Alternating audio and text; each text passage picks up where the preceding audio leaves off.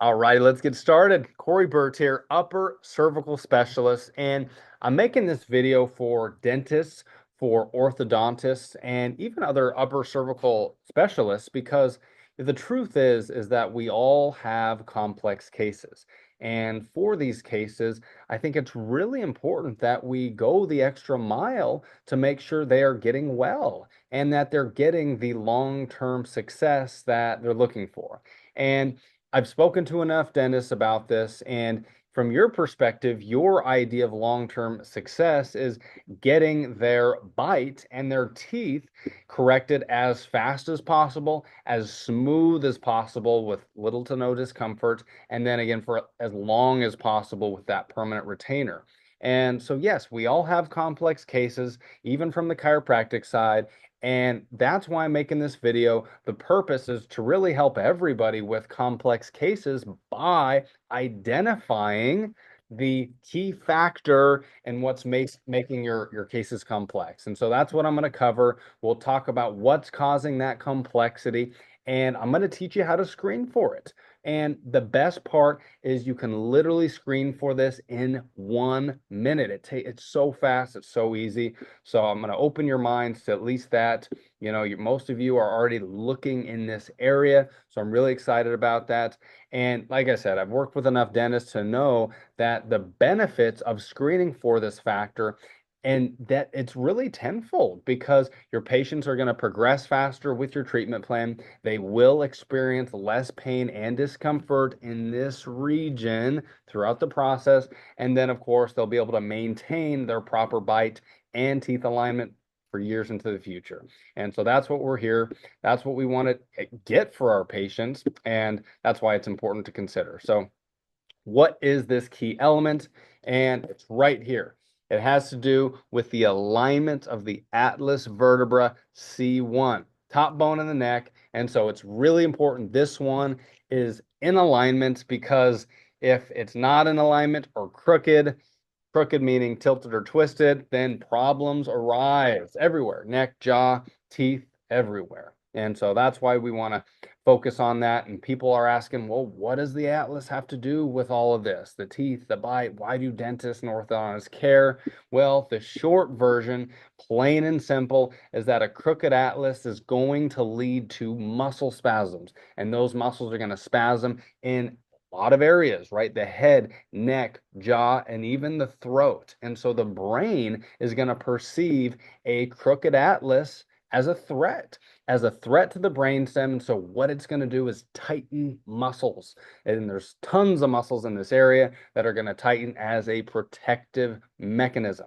Now, if you want the long version, go check out my 40-minute video I made on YouTube that discusses this in depth. I talk about how a crooked atlas can cause bite problems, airway problems, sleep apnea, TMJD, neck pain, and a lot of other pain, migraines, dizziness. So many things can happen when the atlas is crooked. And so hopefully you're at least open to the idea of at least addressing the atlas vertebra with your patients when it presents itself. And so that's what we're going to cover. We're going to talk about how can you screen for this. And so that's what we're going to, at least I'm going to show you that. And it's super easy. You can do it on your cone beam CT.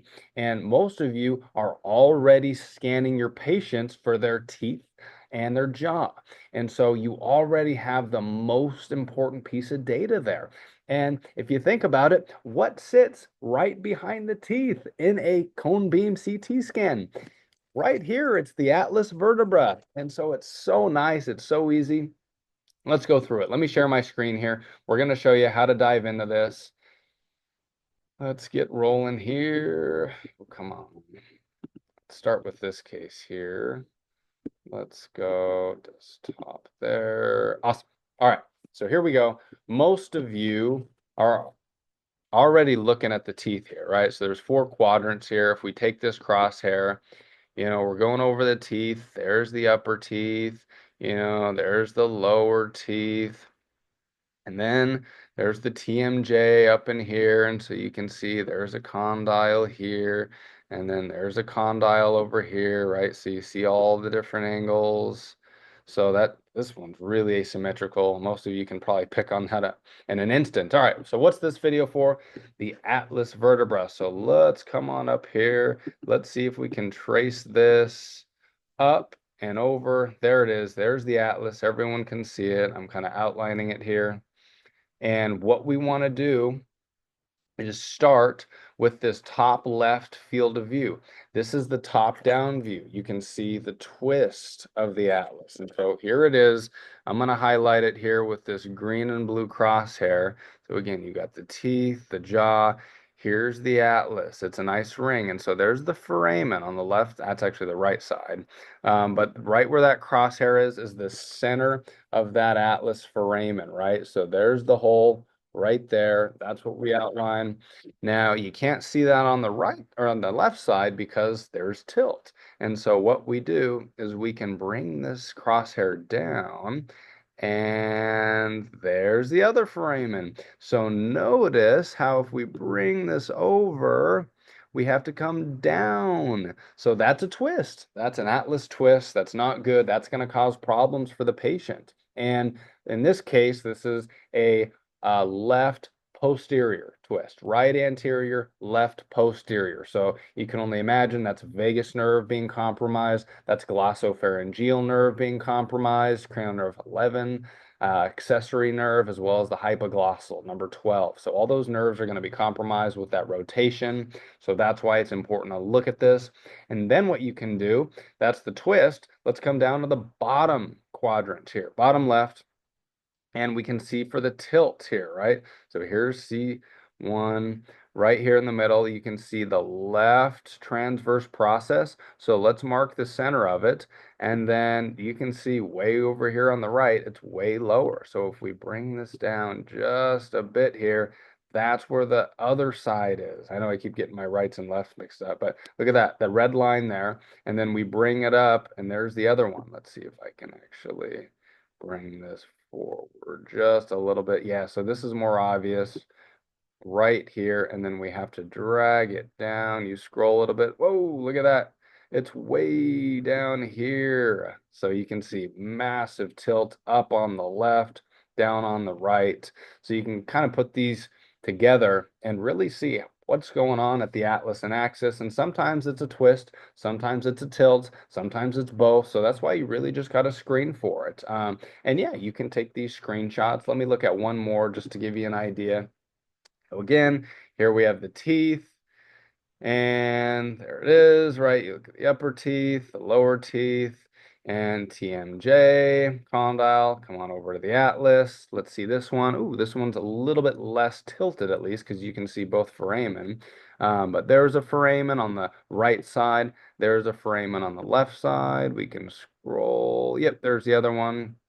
So that's how I know this is tilted because you can't quite see the overlap in the foramen right there. So that's why I come down to this left bottom quadrant here, and let's drag it just a bit here. There you go. So you can see left side way up here, and then look at the right side. Come on over, and it's way lower. So you got to come down, right? So it's tilt up on the left. So again, take a look at this. It's really important to screen for that. I'll stop my screen here. So that way we can get back and I'll wrap this video up. But that's really it. The summary here is that, you really should screen for, the atlas as, the concept is for the whole health of the patient. And, it takes an extra minute. Heck, I probably did that even faster. And tell your patients about it. Bring it up when you are going through their report of findings and talking about their teeth. And most of the time, if they do have an atlas twist or tilt, they're going to have other problems, which you can screen for. They're going to have upper neck pain. They could have upper neck muscle tightness. They could have headaches, migraines, dizziness, vertigo. There's other symptoms that are involved with the atlas vertebra. And if they have that, tell them they should seek out an upper cervical specialist to really help them with the neck alignment so that they can get the relief they're looking for, but also tell them that it'll make your job easier. And by easier, I'm saying we're talking about the faster, smoother, longer process with the bite. And if you're not currently working with upper cervical specialists, well, the next step for you is to reach out to one. Find a local upper cervical doctor, start collaborating, and you can go to nucca.org, nucca.org, or uccnearme.com, two great websites to find an upper cervical doctor. Kind of put your zip code in, and then basically, yeah, reach out and, keep it simple. Just say, you're a local orthodontist looking for an upper cervical specialist to work with because you have noticed that when you're screening or scanning your patients with the cone beam, that you can see their atlas and it's twisted and tilted. And ask them, hey, would you mind if I sent you a picture, a couple screenshots for you to confirm? And of course, they're going to say yes, and so there you go. You can start building that relationship. And truly, your patients are going to benefit, and it's really a win-win because they want that result, and clearly it helps foster relationships. And so, anyways, I hope all this helps. If you do have any questions, feel free to comment below. And yeah, that's really all I have. I hope you learned something new with this, and I hope everybody has a great rest of your day.